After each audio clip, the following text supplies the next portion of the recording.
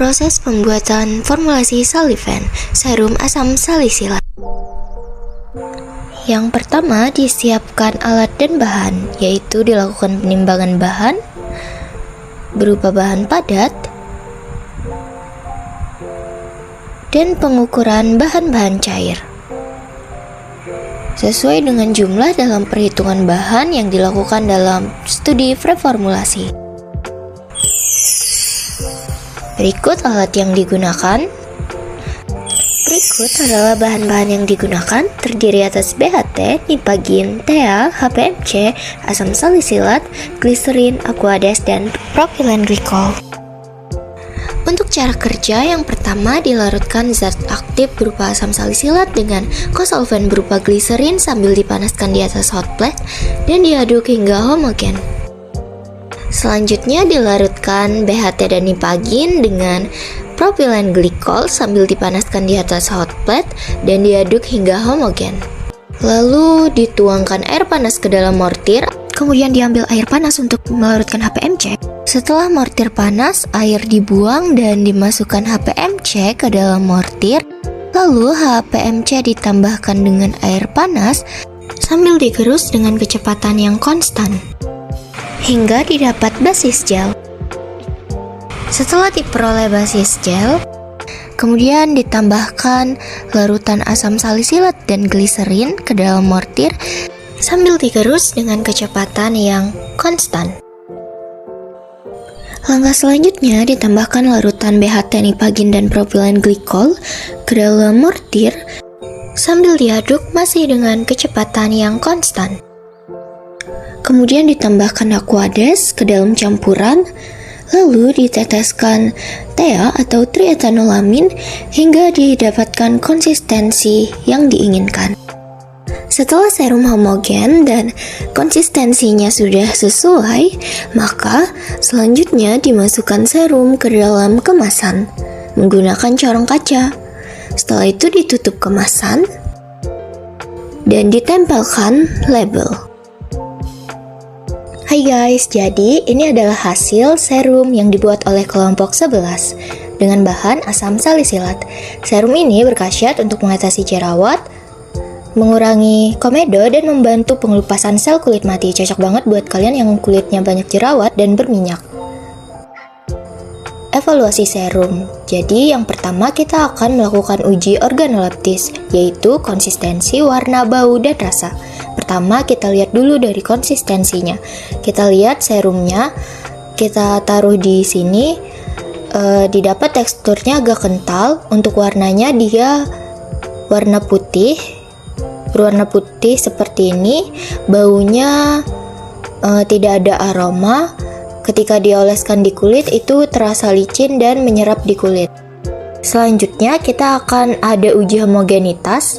Dengan homogenitas dari serum dengan cara kita teteskan di atas kaca arloji. Ini bisa terlihat bahwa serumnya ini sudah homogen, jadi tidak ada partikel-partikel.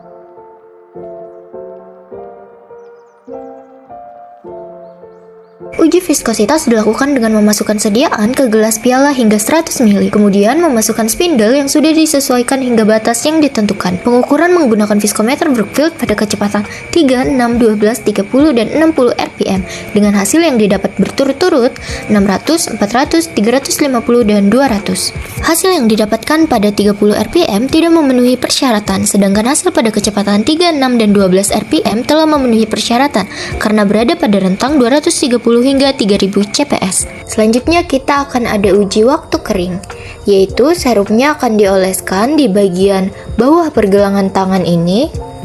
Lalu kita hitung berapa lama waktunya sampai serumnya kering. Kita coba oles.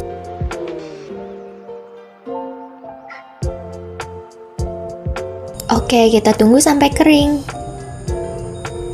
Nah, ini udah kering, berarti serumnya memiliki waktu kering yang lumayan cepat. Hasil uji waktu kering sesuai persyaratan yang menyatakan waktu kering yang baik kurang dari 5 menit. Oke, selanjutnya kita akan uji pH menggunakan kertas pH. Jadi kita masukkan, terus kita tunggu warnanya. Jadi pH-nya itu adalah 2. Hasil pH tidak sesuai